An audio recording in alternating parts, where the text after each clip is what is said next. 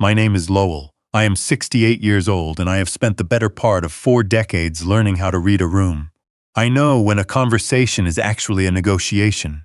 I know when a polite face is being held over something less polite underneath it. So when my son-in-law picked up the silver photograph frame from my mantel, held it for a beat longer than any innocent gesture requires, and then opened his fingers, I was not surprised. I was ready. The glass hit the oak floor and splintered. The frame bent in a way that made repair impossible. The face looking up at me from inside it was my wife's, 26 years old, on our wedding day, in the only original print of that photograph that existed anywhere in the world. He stepped over the broken pieces and told me I was being unreasonable. I bent down and gathered the largest fragments with both hands. I pressed one piece of glass between my thumb and index finger until I felt the precise cold edge of it. Then I placed the broken frame on the side table, walked through the kitchen, and let myself out the back door into the November dark. I sat in my car for a moment, listening to the engine tick against the cold. Then I called the one number that mattered. "It happened," I said when my attorney answered. "Witnessed." His parents were in the doorway. My daughter was on the couch. A short pause. "Good, get some rest. We move tomorrow." Phase 1 was complete. Let me tell you how we arrived at that evening, because broken photograph frames do not appear from nowhere. This one had a 2-year history behind it. Beginning the weekend, my son-in-law's parents drove up from Columbus with a rented moving truck. 4 months of back rent already overdue on their old apartment, and the kind of optimism that belongs only to people who have never been expected to solve their own problems. I am retired. I spent 40 years developing commercial property, office buildings, mixed-use complexes, industrial facilities, across 3 states. I built a significant amount of wealth, and I kept quiet about it the way my father taught me to. My wife and I raised our daughter in the same 5-bedroom colonial where I still live, and after she passed 4 years ago, I stayed. The house is more than I need. That has never been the same as saying I owe it to anyone. My son-in-law has run a small wealth management advisory firm downtown for 8 years. I knew, though he did not know I knew, that the firm had been bleeding clients steadily for the past 3 years. I knew because the building where he leased his office space was owned by one of my holding companies, operated through an intermediary, and the leasing manager sent me quarterly reports. He had been paying $4,800 a month for office space that rented at market value for nearly $11,000. I had arranged this arrangement quietly, through an intermediary, when he and my daughter were just starting out. I had done it because I believed 6 years ago that he was a man who might eventually deserve a quiet assist. I stopped believing that roughly 18 months before his parents arrived in town. When they arrived, my son-in-law did not waste time. He asked if we could have dinner, just the 2 of us, and I agreed because I wanted to hear him say it aloud. We met at a restaurant he chose. He spent about 12 minutes on pleasantries before he got to the point.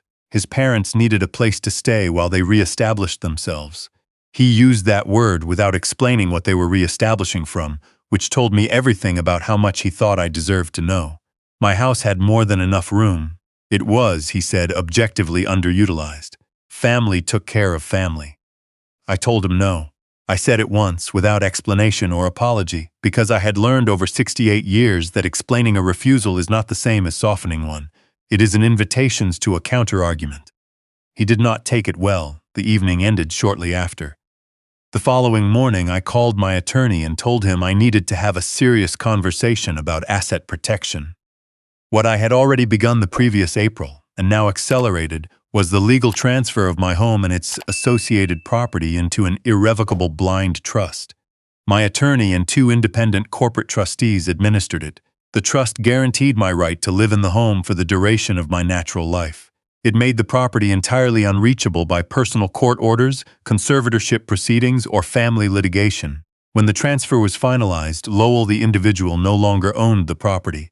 A corporate entity did, one that was not named after me and was not findable by anyone who did not already know to look for it. The following week, I hired a private security firm. They spent 3 days installing surveillance equipment throughout every common area of the house. Cameras the size of a fingertip embedded in crown molding, ventilation grates, and recessed lighting fixtures. Every feed recorded in high definition. Every room captured clear audio. The system routed in real time to an encrypted server my attorney monitored. Legally and entirely above board, the home was owned by a corporate entity, and common areas in commercially held properties carry no expectation of privacy.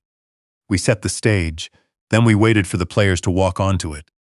They took their positions 14 weeks later when my son-in-law filed an emergency guardianship petition with the county probate court. The documents were thick and carefully written. He had spent real money on whoever drafted them. He alleged that I had become paranoid and erratic, that I had begun destroying property, which was an interesting framing of what had happened with the photograph, and that I posed an immediate danger to myself requiring legal intervention. Attached was a sworn psychiatric affidavit signed by a licensed professional whose name I recognized from 3 or 4 of their dinner parties over the years. A man known in circles that knew such things, for a gambling habit and a fondness for expensive things he could not consistently afford. The court granted the emergency order. My personal checking and savings accounts were frozen. My son-in-law was granted temporary power of attorney over my finances and healthcare decisions. He called that same afternoon with the warmth of a man who believes he has just completed a transaction. I called my attorney immediately after. He got the decoy accounts, my attorney said. I know. Everything else is untouched. Are you ready to go home?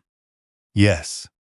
I returned to the house and found my son-in-law waiting in the driveway, with his parents already unloading luggage onto the porch. He showed me the court order, the way a man shows you something he wants you to feel afraid of. He said his parents would be providing oversight for my safety. He said I was not to leave the property unescorted. He spoke to me the way a person speaks to someone they have already decided is not fully present, too loud, too slow, with condescension arranged to look like patience. I let my shoulders fall forward. I let a small tremor enter my hands. I said my head had been hurting and I needed to lie down. I shuffled to the staircase and climbed it slowly with both hands on the banister. The moment I was inside my bedroom and the deadbolt was turned, I was perfectly steady. I opened my laptop and brought up the surveillance feeds. What I watched over the following 48 hours would have sickened any decent person and satisfied any prosecutor. His parents began the first night. They moved through the library after midnight, methodical and quiet, testing drawer handles and running their hands along the edges of shelves. His mother found the locked writing desk and had it open within 4 minutes, working the mechanism with a letter opener I kept in the pen cup. Inside was a hand-painted porcelain music box that had belonged to my grandmother and a set of sterling silver service pieces that my attorney had already catalogued and photographed as trust property. She held the music box under the desk lamp for a moment, said the enamel work alone was worth something, and slipped it into the pocket of her cardigan. His father used a brass bookend to pry open the glass display case on the opposite wall. Inside was a collection of Morgan silver dollars I had been assembling for 12 years, not worth a fortune individually, but complete, and therefore worth something real. He scooped them into a canvas bag he had apparently brought for the occasion. Later they sat at my dining room table and divided what they had taken, estimating what each piece would bring at private resale.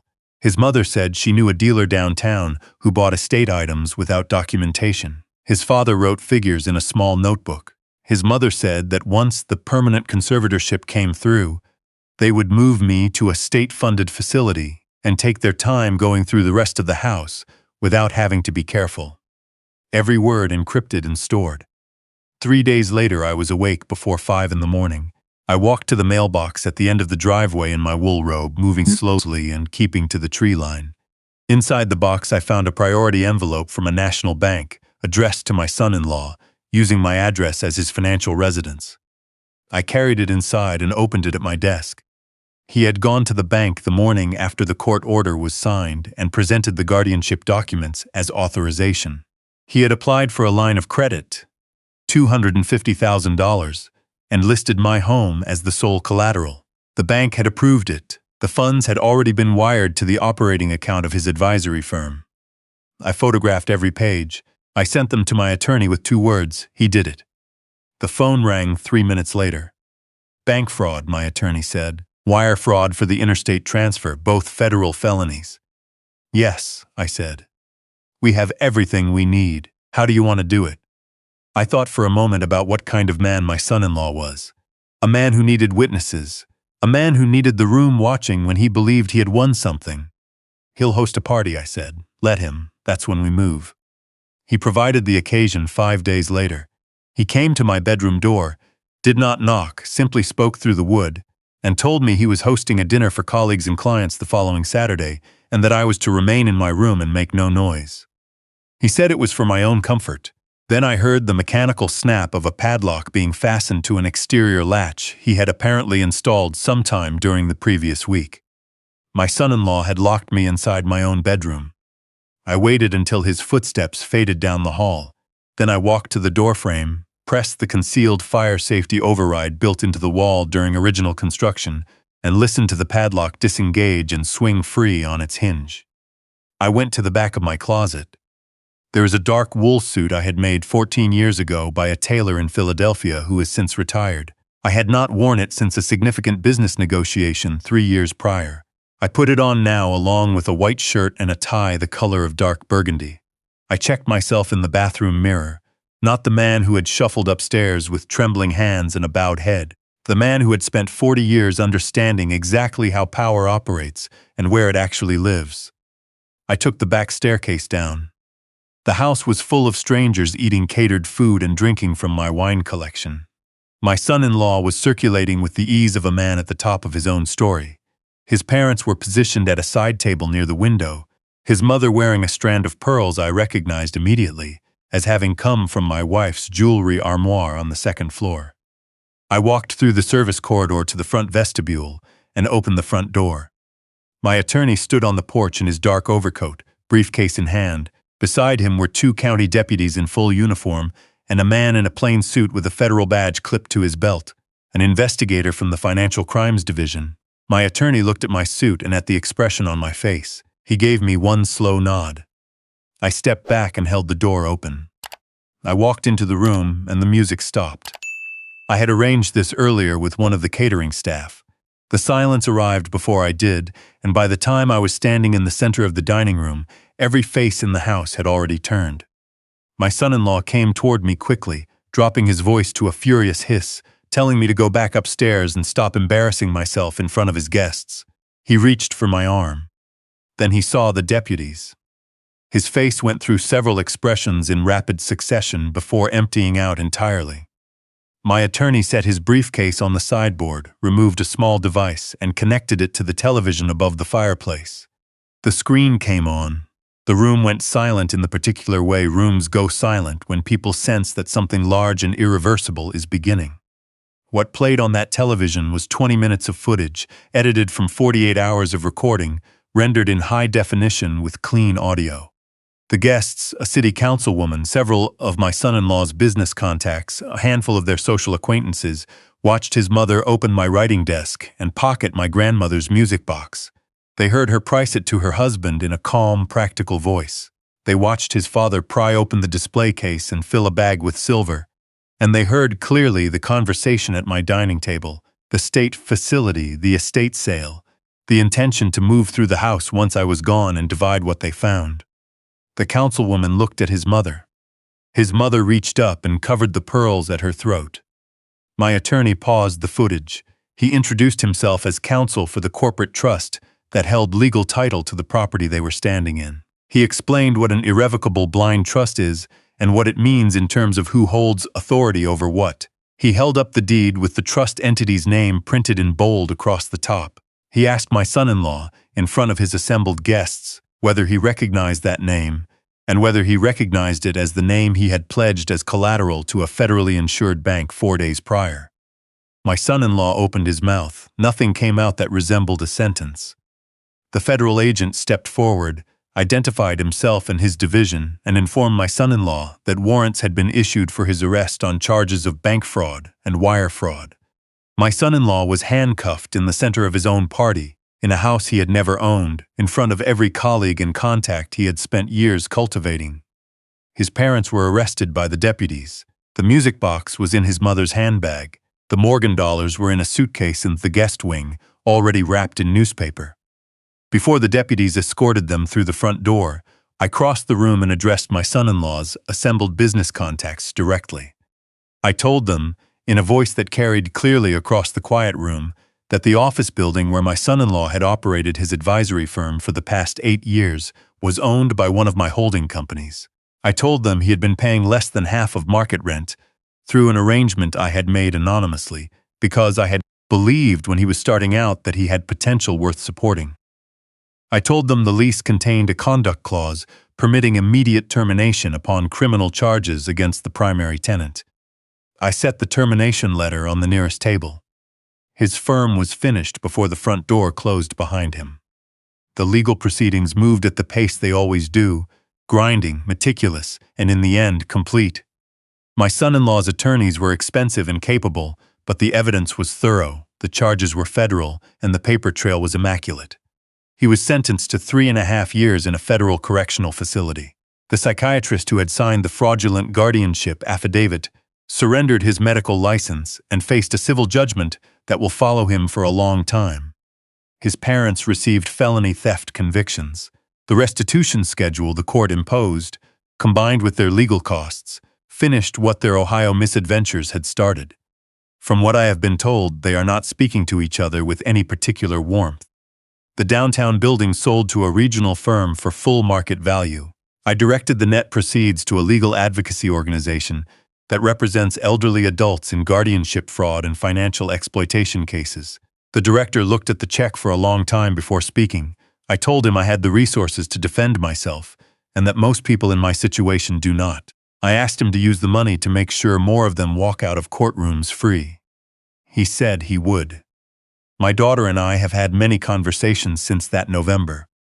She did not know the full extent of what her husband had planned. She knew enough to have done more than she did, and she knows that I know it, and those conversations have not been easy ones.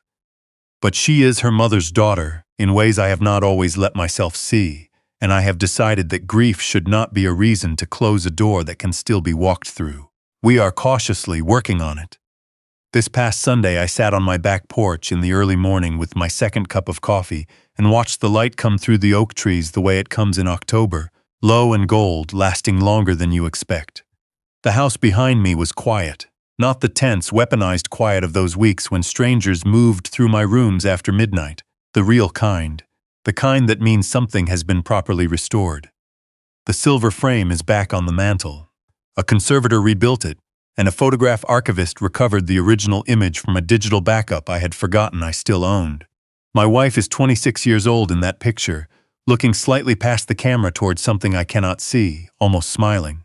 I look at it every morning on my way to make coffee. I am 68 years old, and I live alone in a house that is mine, not lonely, not diminished, not waiting for someone to come along and assign a value to what remains of my life. I made that calculation myself over the course of 4 decades, and I intend to stand by the result. What I know now, having come through all of it, is this. Love that requires you to surrender your dignity has stopped being love somewhere along the way and become something else entirely. And the quiet, unhurried enforcement of your own boundaries is not cruelty. It is the most honest thing a person can do, for themselves, and sometimes, in the end, for the people who needed to learn where the line was.